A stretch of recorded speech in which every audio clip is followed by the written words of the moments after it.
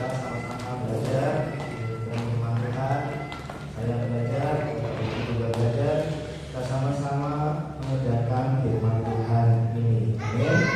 Karena firman Tuhan ini berlaku untuk siapa saja, yaitu untuk yang menyampaikan, juga untuk yang mendengarkan.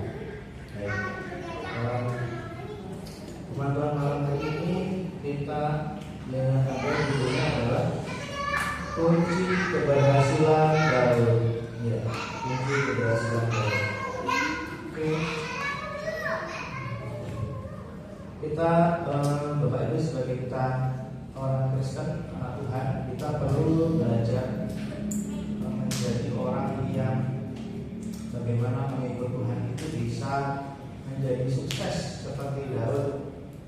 Sukses artinya bukan sukses Daud itu kan kaya materi, raja terhormat, bukan hanya itu saja. Tapi yang kita lihat malam hari ini adalah mengenai bagaimana Daud ini bisa berhasil sampai akhir hidupnya itu bisa sukses mengikut Tuhan, mengerjakan firman Tuhan, mengerjakan perintah Tuhan sampai selesai, sampai akhir hayat, sampai langkah yang terakhir itu. Jadi kita tidak bicara tentang bagaimana Daud ini bisa menjadi raja yang terkenal, yang kaya, pokoknya punya otoritas, punya kuasa. Kita tidak bicara tentang itu. Tapi bagaimana Daud ini dengan segala kesibukannya, dengan segala aktivitasnya, dia juga orang bekerja, orang anggap di pemerintahan seperti itu. Dia mungkin sama dengan presiden seperti itu, tapi dia juga seorang yang rohani banget. Dia orang yang pribadi yang mengandalkan Tuhan. Kita baca dari cara Daud 1 Raja-Raja pasal 2 ayat 10 sampai 11. 1 Raja-Raja pasal 2. Kita baca 1 Raja-Raja pasal 2.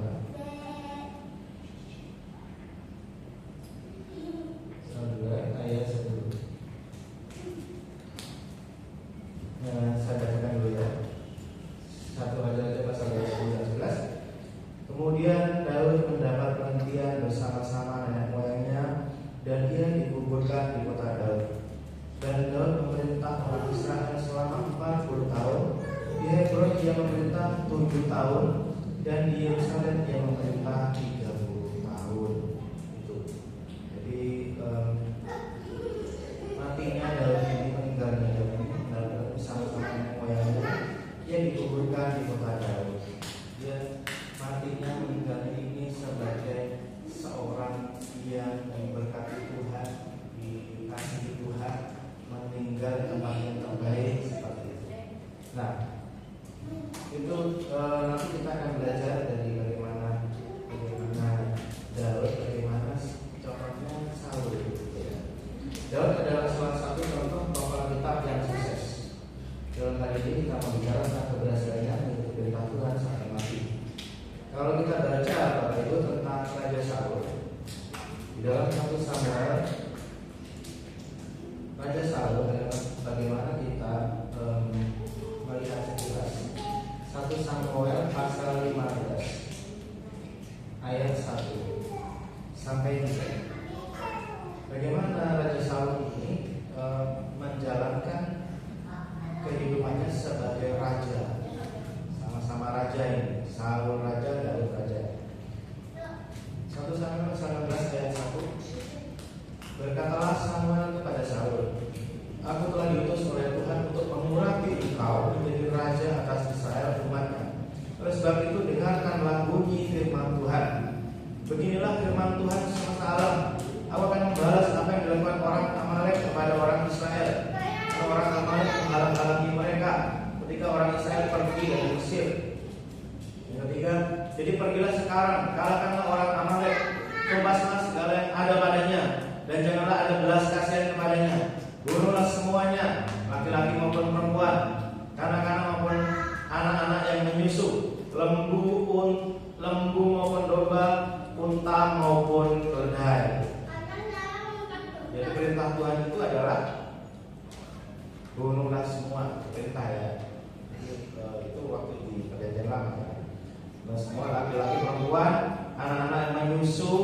kanak-kanak, lembu, unta, domba, unta, keledai, burung semua. Itu perintah Tuhan. Di dalam Samuel 1 Samuel 15 ayat 20 sampai 22 dikatakan, 1 Samuel 15 ayat 20.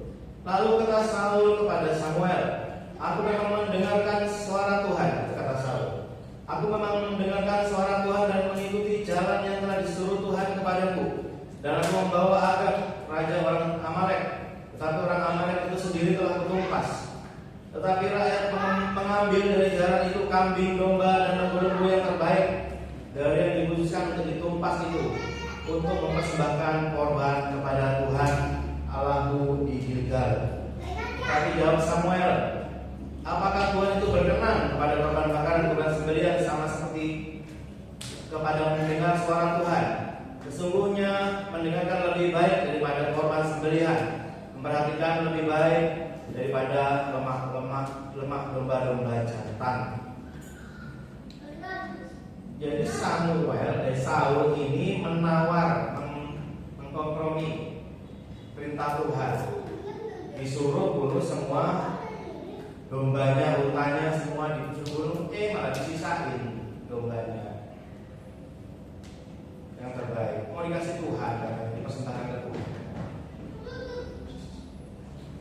Jadi Bapak Ibu, kalau kita belajar dari tokoh kita malam hari ini, kita harus belajar bagaimana melaksanakan firman Tuhan, mengerjakan itu dengan 100%. Jangan dikurangi karena ada faktor-faktor humanis.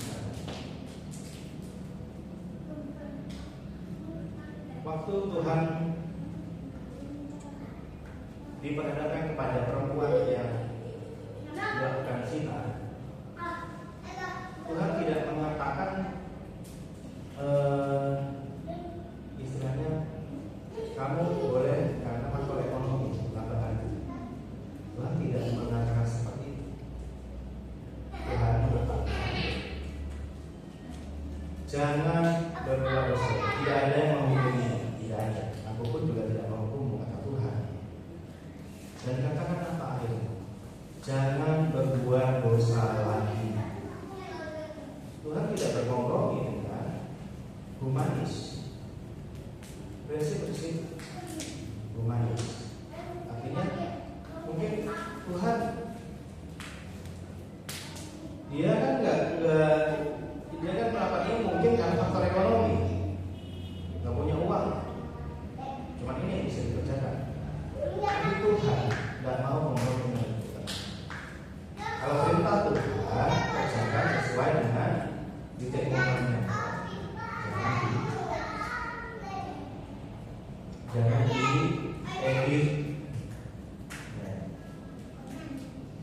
diedit. Beberapa hari ini kita sering mungkin di medsos ya kan mengatakan Tuhan itu tidak adil ya. Gimana dengan orang-orang yang belum mendengar tentang Tuhan Yesus? Apakah mereka akan diselamatkan? Apakah orang-orang yang belum pernah mendengar tentang Tuhan Yesus itu bisa diselamatkan? Apakah orang-orang baik yang belum mendengar tentang Tuhan Yesus itu bisa diselamatkan? Kita pasti berpikir dengan logika orang-orang baik yang tidak mengenal Tuhan itu bisa diselamatkan. Tapi secara firman Tuhan, akulah, kata Tuhan Yesus, akulah jalan, kebenaran dan hidup. Tidak ada sampai kepada Bapa kalau tidak melalui aku. Itu jangan ditawar. Jadi semua orang harus mendengar tentang Tuhan Yesus. Mau yang baik, mau yang tidak baik, harus mendengar tentang Tuhan Yesus. Seperti itu. Jadi kadang kita ini mau membela diri kayak apa sih kalau nanti sudah di sana? Mau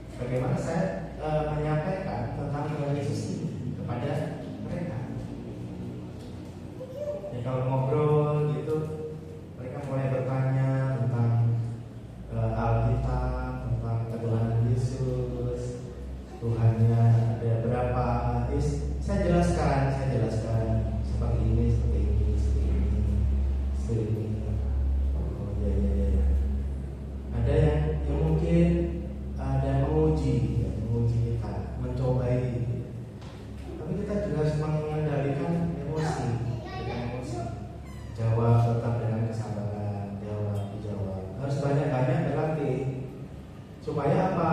Menjawab orang itu tidak pakai emosi. Seperti itu. Jadi kita juga harus selalu bertanya kepada Tuhan gimana cara jawabnya, hikmatnya kayak apa. Tidak lalu orang yang bertanya itu ingin berdebat dengan kita. Tidak seperti itu, tidak selalu.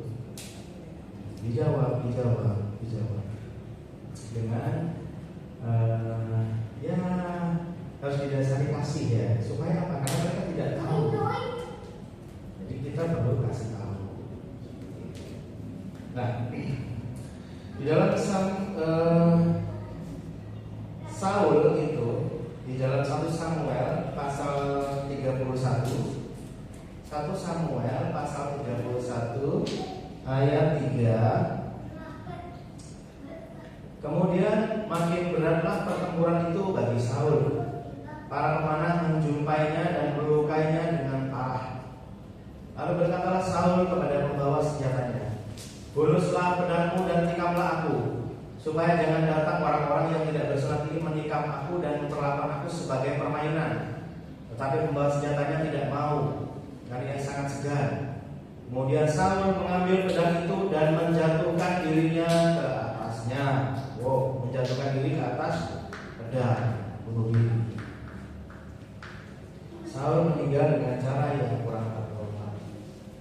Padahal dia adalah orang yang diurapi Tuhan lewat Nabi Samuel. Dia orang yang diurapi Tuhan juga.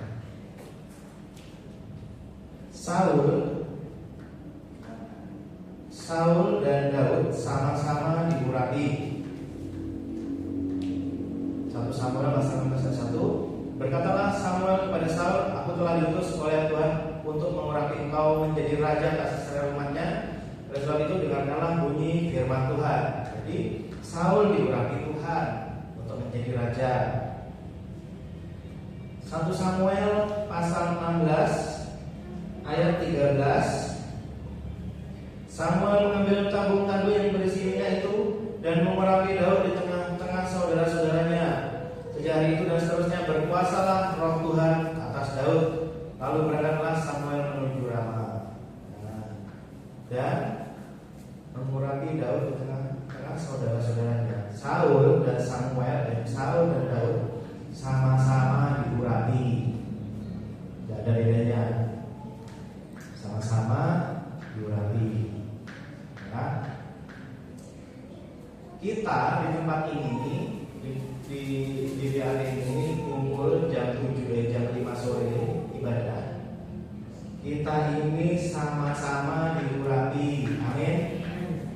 Karena apa? Sama-sama menerima Tuhan Yesus sebagai Tuhan dan Juru Selamat. Tapi ini kabarnya, sama-sama Kristen menerima Tuhan Yesus, sama-sama dibaptisnya, sama-sama ke gereja di hari Minggu. Tetapi tidak semua ini firman Tuhan bilang. Saya berharap kita semua masuk, tapi tidak semua masuk dalam kerajaan Allah. Ini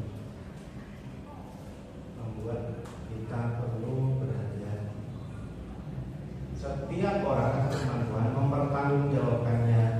mempertanggungjawabkan kehidupannya secara pribadi di dalam Tuhan. Tidak bergantung kepada saudara, tidak bergantung kepada orang tua. Jadi nanti itu kita ini ditanya satu-satu, dicek semua rekaman videonya, sudah ngapain aja di rumah ini.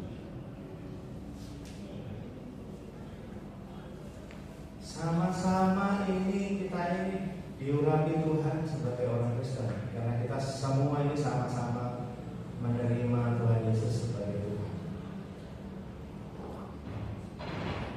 Saul dan Daud sama-sama diurapi Tuhan, tapi endingnya apa yang menyebabkan Daud ini lebih sukses, lebih berhasil? Mari kita sama-sama belajar. Karena apa?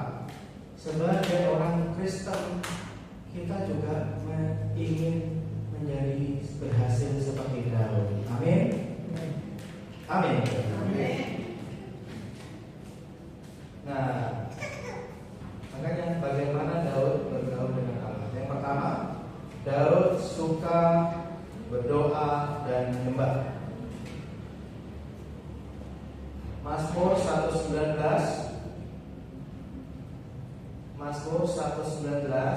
ayat 164. Mazmur 119 ayat 164. 7 kali dalam sehari aku memuji-muji Engkau karena hukum-hukum-Mu yang adil. Berdoa dan menyembah.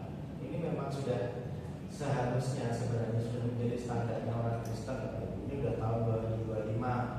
Sudah berapa tahun kita mengikut Tuhan? Ya, coba kita hitung flashback.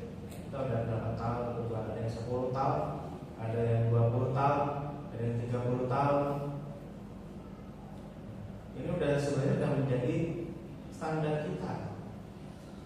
Standar kita sebagai orang Kristen ikut Tuhan ini sudah puluhan tahun.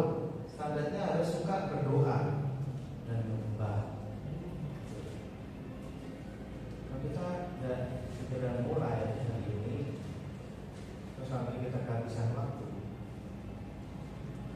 Nah, kita dikatakan firman Tuhan, dikatakan supaya kita bertahan di hadapan Anak Domba. Nah, kalau tidak ada Roh Kudus, kita tidak diurapi Tuhan, masa kita bisa bertahan di hadapan Anak Domba. Yang pertama. Yang kedua adalah Daud suka membaca Alkitab Taurat Tuhan. Mazmur 119 ayat 97.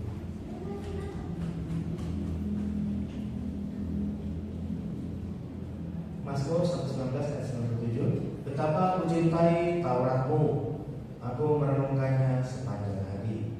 Standar kedua sebagai orang Kristen adalah sebagai, kalau kita belajar dari Daud adalah Daud suka membaca Alkitab, suka membaca Taurat Tuhan, merenungkan. Jadi standarnya kita harusnya sudah sampai di sini. Baca Alkitab itu sudah menjadi kebutuhan, kebiasaan setiap hari, tidak perlu diingatkan, sudah otomatis gitu ya. Yang ketiga, kita mau bahas yang ketiga ini. Daud ini kelebihannya daripada tokoh yang lain, daripada Saul, daripada raja-raja yang lain. Daud ini ternyata saya katakan adalah suka bertanya kepada Tuhan dalam segala hal. Ini yang mau kita bahas. Daud ini suka bertanya kepada Tuhan. Jadi kadang kita berpikir, saya ini apa ya iya ya, kok manusia bisa komunikasi dengan Tuhan? Apa ya iya pertanyaan saya dijawab sama Tuhan? Bapak Ibu, saya juga mempraktekkan ini. Mau awal-awalnya ya dijawab dan dijawab, itu saya tetap bertanya. Dan dijawab sama Tuhan, saya tanya dan dijawab sama Tuhan. Tapi saya tetap bertanya sama Tuhan. Tidak ada, mungkin ini bukan butuh istilahnya 1-2 hari untuk belajar hari ini, tapi tahun-tahunan harus kita coba terus setiap hari untuk bagaimana kita berkomunikasi sama Tuhan, bertanya dalam segala hal. Jadi contohnya di dalam 1 Samuel pasal 23, 1 Samuel pasal 23 ayat 2. Lalu bertanyalah Daud kepada Tuhan, apakah Tuhan pergi mengalahkan orang Filistin itu? Jawab Tuhan kepada Daud, pergilah, kalahkanlah orang Filistin itu dan selamatkanlah Keila. Lalu pasal 4, lalu bertanya pula lah Daud kepada Tuhan, maka Tuhan menjawab dia, firman-Nya, bersiaplah, bergembiralah, sebab akan menyerahkan orang Filistin itu dalam tanganmu. Ayat 12. Ayat 12. Kemudian bertanyalah Daud, akan diserahkan oleh warga-warga Keila itu ke aku, dengan orang-orangku ke dalam tangan Saul. Dengan Tuhan akan mereka serahkan. Kenapa Daud ini suka bertanya kepada Tuhan? Ini yang mau kita bagikan, mau kita warisi. Ya. Bagaimana seorang Daud ini kunci suksesnya ini apa? Suka bertanya. Bapak Ibu ini silakan bertanya tentang segala hal kepada Tuhan, karena Dia adalah Tuhan yang maha tahu, pasti tahu tentang semua hal. Dan saya sudah praktek ini beberapa tahun ini, bagaimana bertanya kepada Tuhan. Jadi di kantor ya saya pasti menghadapi banyak kesulitan-kesulitan, menghadapi banyak masalah-masalah sesuai dengan kerjaan saya. Itu yang saya jadikan bahan untuk bertanya kepada Tuhan. Kalau pagi ada saat dulu itu kita doa, kita minta. Lalu ada hal yang mengganjal di hati, hal yang di pikiran itu membuat kita ruwet ya. Ya tanyakan sama Tuhan, Tuhan, ini kok gini ya Tuhan, gimana? Minta tolong dong Tuhan. Seperti itu. Minta solusi, Tuhan. Tolong Tuhan, saya tidak mampu ini, tidak bisa ini. Gimana caranya? Nah, seperti itu aja. Simpel itu.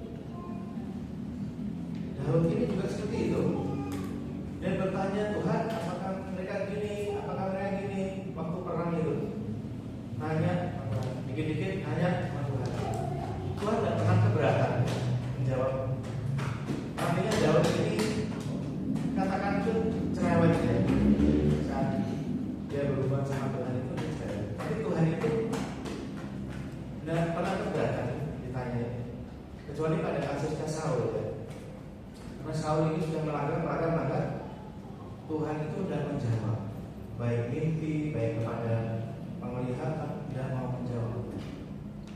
Nah inilah, kalau kita melakukan firman Tuhan itu jangan sampai kita melanggar, karena kita bisa membuat Tuhan itu kecewa.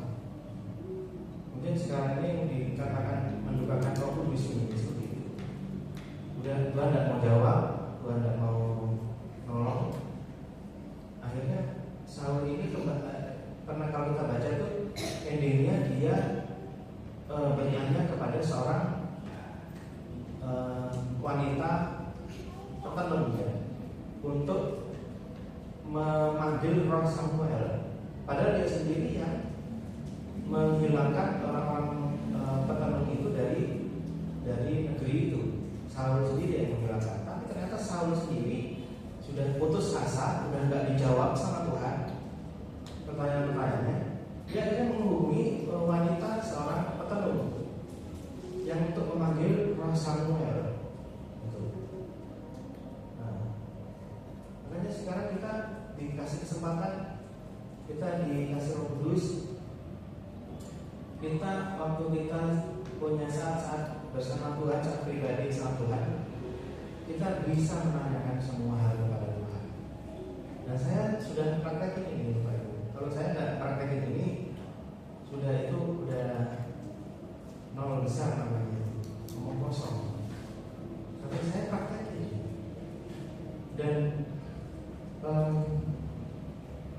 rata-rata Tuhan itu menjawab, benar.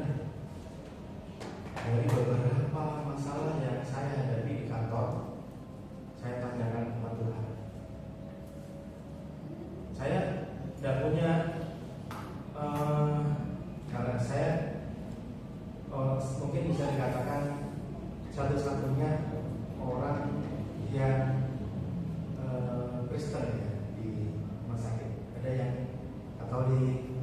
Jadi saya tidak terlalu dekat karena beliau dokter spesialis ya. Anunya udah beda ya. Jadi saya harus bergaul dengan orang-orang yang berbeda iman. Saya harus menjadi teladan, menjadi contoh gitu ya. Jadi teman-teman itu kalau gurau sama saya, ya, wah, kenapa? Nggak boleh ngomong yang jorok, nggak boleh ngomong yang ini. Kenapa? Kamu nggak boleh ya sama Tuhan Yesus ya? Gitu. Mereka itu bercandanya itu ke saya. Jangan diganggu nih. Ini kalau di gerejanya dia ustaz ini. Saya cuma biasa. Tapi saya tidak boleh, karena satu-satunya Tuhan ya. Anak Tuhan kalau satu-satunya terus menjadi sorotan. Kalau saya kepleset, ya sudah habis. Orang Kristen tidak ada yang jadi contoh yang baik ya. Makanya tidak boleh suka bohong, tidak boleh suka uang, gitu ya. Harus jadi contoh. Tapi bukan jadi orang lemah ya. Tidak. Kalau nggak sesuai firman Tuhan, nggak mau.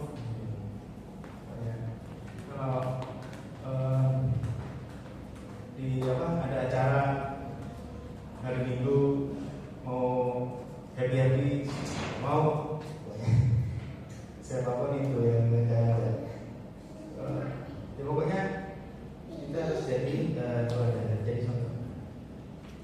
Nah, bertanya kepada Tuhan, rata-rata Tuhan menjawab.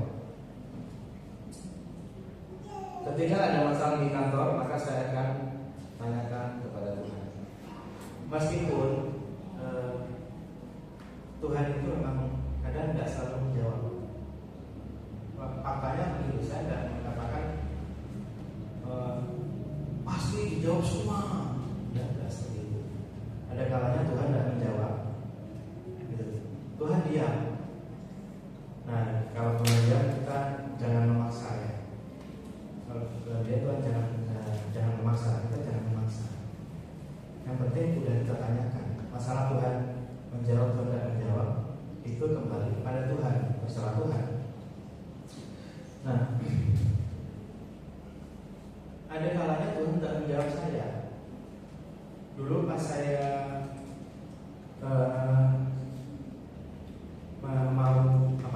mau ngedil perumahan di perumahan yang pertama itu. Rumahnya kayaknya ada contoh bangunannya tuh, temboknya kuat, kita gini-giniin, temboknya kuat. Terus dari promosinya, ini sudah dibeli bupati sekian unit, tempatnya kayak enak gitu. Terus suruh kasih DP sekian juta. Saya sudah bertanya sama Tuhan, apakah saya kasih DP? Tuhan tidak menjawab, tidak ada tanda, ada apa. Saya bayar DP-nya. Saya bela-belain, saya utang koperasi. Nah, begitu saya bayarkan, ternyata itu zong, izin lahan hijaunya ya Pak, itu tidak keluar. Sampai klien-kliennya itu, konsumennya itu pada marah-marah semua. Dengar ceritanya itu, mereka bawa mobil masing-masing, mobil yang ada baknya itu, mereka bawa semua batu batanya, terus besi-besinya itu, mereka bawa semua dari area rumah itu, dibawa ke rumahnya. Karena apa? Mereka sudah kadang bayar DP.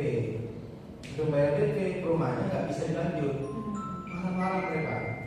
Nah, saya ada 3 orang di kantor kami yang sudah ngasih DP, dan itu tahun 2018 atau 2000 berapa? Itu oh ya 2019 itu uangnya tidak kembali sampai sekarang. Spesial pun ya, dari dikembalikan dan tidak kembali. Saya secara ini secara manusia saya rugi. Udah kadang minjem ke koperasi, cicil setiap bulan hanya untuk saya nggak dapat apa-apa gitu. Uangnya sudah diambil orang. Padahal saya sudah bertanya kepada Tuhan, Tuhan, kok gini banget ya? Gitu. Kalau punya rumah, kok malah secara ini memang ditipu. Meskipun orangnya dia datang ke kantor, tolong diperbarui surat khas, tidak usah. Saya sudah ada rumah sekarang, sudah nyicil, saya tidak mau urus yang lama. Saya tidak mau urus yang lama, saya tidak mau. Maksudnya apa? Nanti disuruh tanda tangan surat lagi, nanti malah ada kasus baru, tidak mau. Sudah saya dikembalikan ke uang saya. Udah lunas juga cicilannya. Saya sudah nanya kepada Tuhan, tapi kan masih zong, saya rugi secara materi. Tapi dari situ kita belajar bagaimana ilmunya bagaimana bisa mendapatkan perumahan yang bagus dan tidak ada kendala, tidak ada masalah. Itu saya bertanya kepada Tuhan, tapi Tuhan tidak menjawab. Apakah saya harus berputus asa? Saya berhenti? Tidak. Tetap saya bertanya kepada Tuhan tentang hal-hal yang ada di sekitar saya. Sudahkah kita melibatkan Tuhan dalam kehidupan kita sehari-hari? Nah ini bagi yang kerja di kantor silakan, bagi yang ingin mendapatkan karir tanya sama Tuhan. Dulu itu waktu saya mengundurkan diri dari tempat saya yang lama, untung supervisornya hari ini tidak berdaya. Saya mengundurkan diri, pokoknya saya mengundurkan diri lagi. Saya memulai usaha bikin kafe. Kafenya 1 tahun, bangkrut. Lalu saya di rumah itu luntang-lantung ya, tidak kerja. Tidak kerja, tidak pernah duit ya. Saya berdoa sama Tuhan di pagi hari itu, Tuhan minta kerjaan. Tuhan itu baik. Makanya dia tuh Tuhan yang hidup. Dan jadi waktu itu 2011 itu saya dikasih tahu teman saya, ini loh, kamu melamar di rumah sakit ya. Rumah sakitnya itu Bapak Ibu ya, untuk kecil, gelap, ya nggak kayak rumah sakit lah. Kesannya angker, ya memang angker sih katanya. Nah itu saya melamar ke situ, bayangin Bapak Ibu, batas maksimalnya itu 30 tahun. Jadi kalau mentoknya itu usia hanya 30 tahun, 31 dan itu. Saya usia 29 plus ini udah mau ke 30 kan ya. Masukkan lamaran. Bapak Ibu tahu ya, suatu hari waktu saya sudah melamar belum diterima, ada satu orang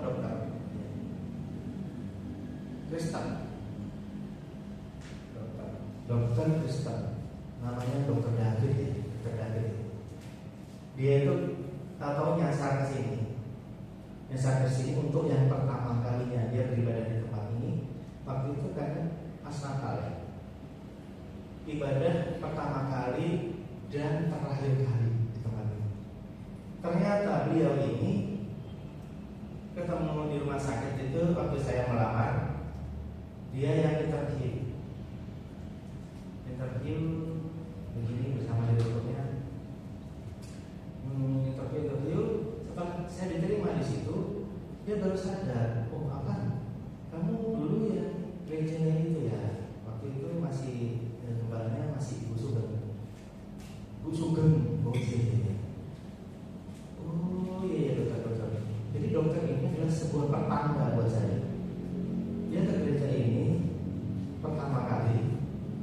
terakhir kali juga, dan habis itu tidak pernah kesini lagi. Dan ternyata diusut punya usut, dia yang memprakarsai adanya seorang IT di rumah sakit ini. Dia yang mencetuskan seorang IT. Ayo rekrut orang IT, kita nggak punya IT, ya dia ini. Pas saya yang diterima di situ, pas ketemu sama orang-orang yang kenal dengan Bapak Ibu Bupati.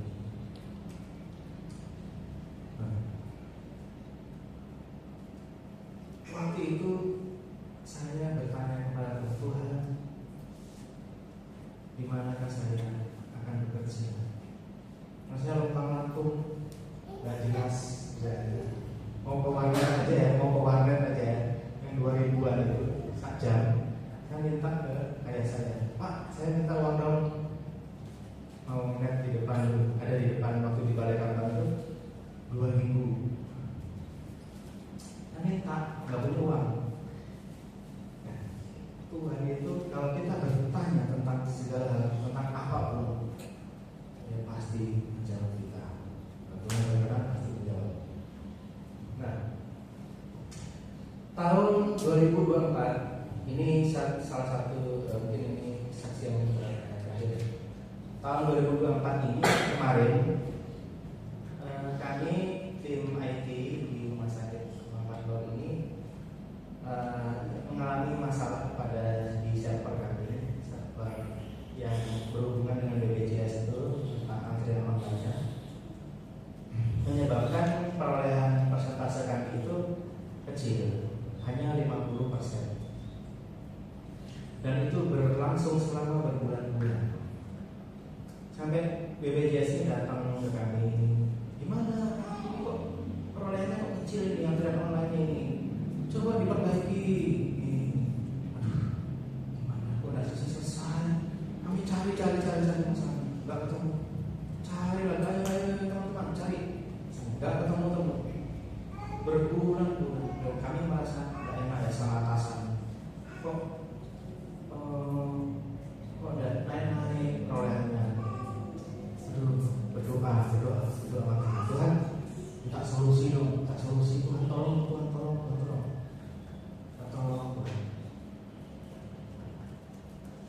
Di akhirnya apa? Akhirnya pada suatu saat di bulan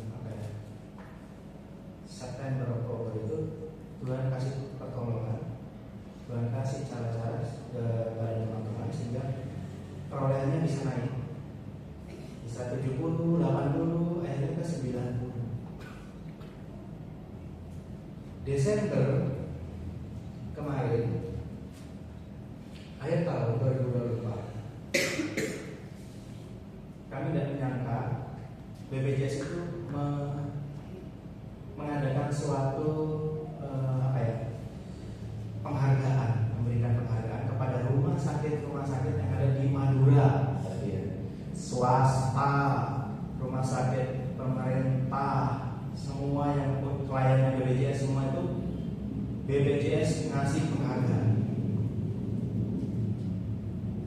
Dan puji Tuhan, rumah sakit kami ini bisa mendapatkan 2 penghargaan sekaligus. 2 menang sama 2 penghargaan, dapat 2 penghargaan BPJS. Yang lainnya masih satu-satu, cuma satu. Tapi puji Tuhan, karena pertolongan Tuhan di tempat kami dapat 2 penghargaan, 2 award, BPJS Award. Jadi 2024 kami menutup itu dengan sukacita.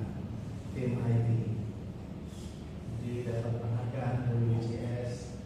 Dari yang awalnya di tengah tahun itu kami ada kesulitan. Terus semua kami saya tanyakan kepada Tuhan, tolong ini kok tidak selesai. Tolong. Kalau kita bertanya kepada Tuhan, kayak Daud ini, Tuhan pasti jawab. Itu kita libatkan Tuhan. Setiap hari saya kalau berdoa, saya libatkan Tuhan. Tuhan, aku mohon Tuhan terlibat, ikut campur dalam pekerjaanku sepanjang hari ini. Kalau Tuhan terlibat, kita libatkan Tuhan di dalam aktivitas kita sepanjang hari ini. Tuhan akan menolong, Tuhan memberikan kekuatan, Tuhan kasih hikmat. Jadi apa-apa yang sulit itu berikan sejalan Tuhan. Ya, amin. Mau mempraktekkan ini, amin. Nah, supaya kita tidak salah langkah atau mengambil keputusan yang salah, kita harus sering bertanya kepada Tuhan. Jadi kalau kita mengambil sesuai dengan pikiran kita, sejenius kita, sepintarnya kita itu hanya terbatas kepada cara pengetahuan kita. Tapi kalau kita bertanya kepada Tuhan, pasti hasilnya lebih bagus, lebih baik dari itu. Benar? Karena Tuhan bisa memberitahu kita cara-cara yang tidak pernah terpikirkan, cara-cara yang lebih efektif, cara-cara yang jauh lebih brilian. Dan pasti. Kalau kita melibatkan Tuhan, itu Tuhan akan kasih cara-caranya. Belum pernah terpikirkan cara-cara yang pasti membuat kita ini caranya Tuhan ini luar biasa. Biasa Tuhan menjawab itu lewat firman Tuhan. Makanya kita harus baca apa itu firman. Nanti kita tanya sama Tuhan, Tuhan ingatkan firman Tuhan. Ini. Makanya perlu baca firman. Tuhan bisa menjawab pertanyaan kita lewat suara. Kalau orang yang mempunyai kepekaan, ya dia bisa mendengar suara Tuhan. Mungkin lewat orang lain juga mengingatkan kita. Apa? Ini, coba kamu lakuin ini. Oh, iya, betul juga ya. Masih masuk. Dengan peristiwa, kita tanya tentang satu hal, lalu Tuhan jawab dengan sebuah peristiwa yang Tuhan kerjakan. Makanya kalau kita tidak segera memulai bertanya sama Tuhan itu kita rugi. Kita cuma mengandalkan kekuatan kita, mengandalkan kepintaran kita. Kita tidak tahu bahwa Tuhan itu yang Maha Tahu. Kalau kita nanya sama Tuhan, hasilnya pasti luar biasa. Nah, ini tidak mudah. Memang bertanya sama Tuhan itu, memulai bertanya kepada Tuhan ini tidak mudah. Tapi jika kita tidak menyerah, Tuhan pasti menjawab pertanyaan. Amin. Apakah kita mau mempraktekkan hal ini menjadi berhasil seperti Daud, menjadi orang suka bertanya kepada Tuhan? Amin. Kalau kita mau praktekkan ini, kita akan jauh lebih berbeda daripada yang kemarin, dari 24. Tuhan tidak pernah keberatan untuk ditanya tentang segala hal. Banyak orang-orang di gereja ini yang memiliki kedekatan dengan Tuhan, memiliki keintiman, keakraban dengan Tuhan. Itu dimulai dari sering-seringlah bertanya kepada Tuhan. Puji Tuhan, demikian firman Tuhan malam hari ini. Tuhan Yesus memberkati. Mari kita berdoa. Terima kasih Tuhan untuk firman-Mu, kami ini belajar dan berhasil untuk Engkau seperti Raja Daud. Berikan kami hikmat-Mu, ingatkan kami untuk firman-Mu malam hari ini, supaya kami memulai sebuah kebiasaan kami untuk bertanya kepada Tuhan tentang segala hal. Kami percaya bahwa Tuhan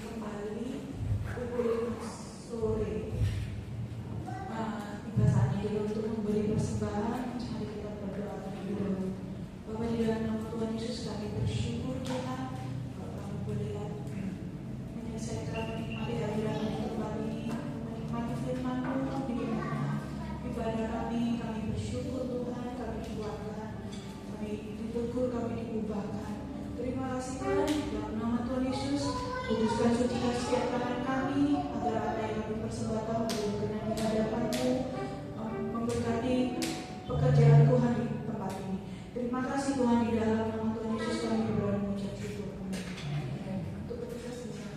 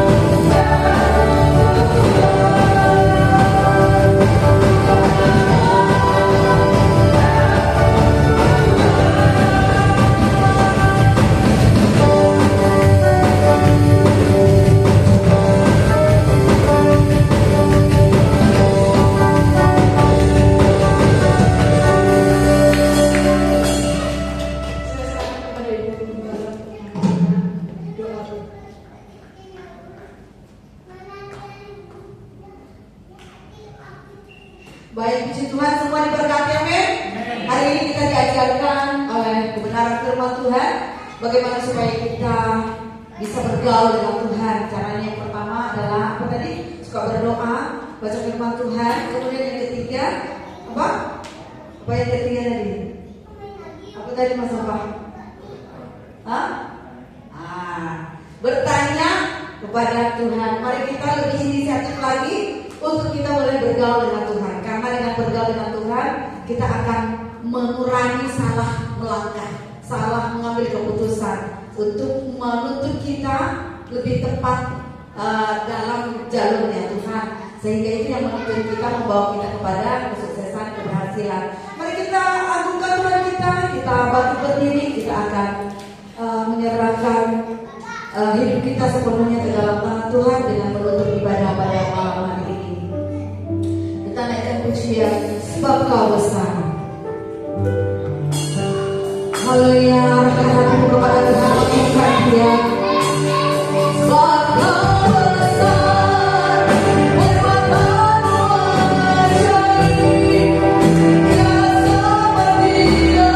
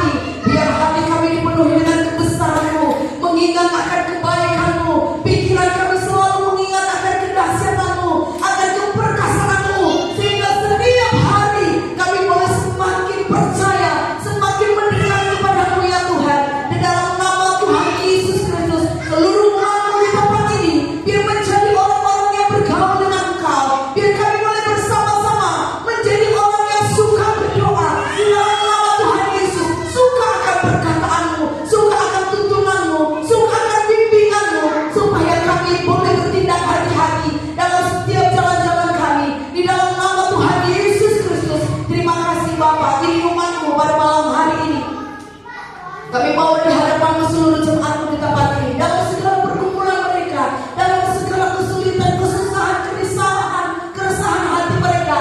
Kami bawa di hadapan Tuhan. Engkau Tuhan yang maha agung, maha besar, maha menjawab doa, maha ajaib, menyatakan kedamaian di dalam hati seluruh umat Tuhan di tempat ini.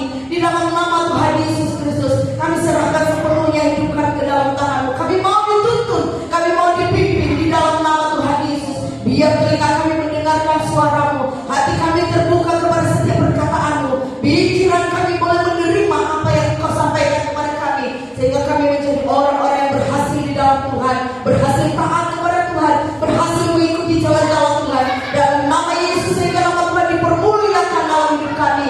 Terima kasih untuk seluruh keluarga umat-Mu di tempat ini.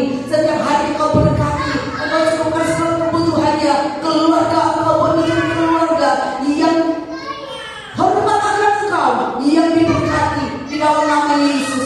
Terima kasih untuk anak-anak yang sudah melayani pada hari ini, supaya urapan Tuhan semakin bertambah atas anak-anak-Mu di dalam nama Tuhan Yesus Kristus. Hati mereka biar lebih lagi melekat kepada-Mu ya Bapa. Berkati juga saudara kekasih kami yang tidak hadir pada malam hari ini, apapun pergumulan mereka Tuhan, Engkau yang menjawab mereka, Engkau yang menjamah, Engkau yang menyentuh hidup mereka di dalam nama Tuhan Yesus Kristus. Terima kasih Bapa. Kami serahkan ibadah kami kepada-Mu di dalam nama Yesus. Kami serahkan gereja-Mu ke dalam tangan-Mu. Ini milik-Mu, Engkau yang berkuasa, Engkau yang memimpin, Engkau yang membawa kepada rencana-Mu di dalam nama Tuhan Yesus Kristus. Haleluya. Tuhan memberkati kami sepanjang minggu ini. Kami boleh menikmati berkat-berkat Tuhan. Sepanjang minggu ke depan pun kami percaya kami akan menikmati berkat-berkat Tuhan yang baru di dalam nama Tuhan Yesus. Haleluya. Tuhan menuntun kami ke tempat ini. Tuhan juga menuntun perjalanan kami pulang. Kami datang membawa kehidupan kami dengan segala pergumulan kami. Dalam nama Yesus kami pulang membawa jawaban daripada Tuhan. Bertemu dengan keluarga kami di rumah dengan sukacita, membagikan berkat-berkat Tuhan di dalam nama Yesus. Terima kasih Bapa. Haleluya. Mari Bapak Ibu Saudara jemaat Tuhan yang luar biasa, arahkan hatimu kepada Bapa kita sumber segala berkat, dan angkatlah tanganmu terima berkat dari Bapa kita. Haleluya. Dibukanya telingamu untuk mendengarkan suaranya, dan dijawabnya setiap seruan-seruan. Dipuaskannya hatimu dengan kehadirannya. Di dalam nama Tuhan Yesus Kristus diperlengkapinya Engkau dengan kuasa-Nya, dan dibuatnya matamu tertuju kepadanya, sehingga melihat keajaibannya. Dituntunnya Engkau, dipegangnya tanganmu, dibuatnya kakimu kuat untuk berjalan di dalam jalannya. Di dalam nama Tuhan Yesus Kristus diteranginya mata hati dan pikiranmu, dan dibuatnya Engkau berlimpah dalam sukacita damai sejahtera. Damai daripada Allah Bapa, cinta kasih dari Tuhan Yesus, dan persekutuan oleh Roh Kudus menyertai Engkau dari sekarang sampai selama-lamanya. Tuhan Yesus memberkati. Amin. Mari kita naikkan doa Bapa kami. Bapa kami yang di surga, datanglah kerajaan-Mu, jadilah kehendakmu di bumi seperti di surga. Berikanlah kami pada hari ini makanan kami secukupnya, dan ampunilah kami kesalahan kami, seperti kami juga mengampuni orang yang salah kepada kami, dan jangan membawa kami ke dalam pencobaan, tetapi lepaskanlah kami daripada yang jahat, karena Engkau yang punya kerajaan dan kuasa dan kemuliaan sampai selama-lamanya. Amin. Selamat malam, Tuhan Yesus memberkati.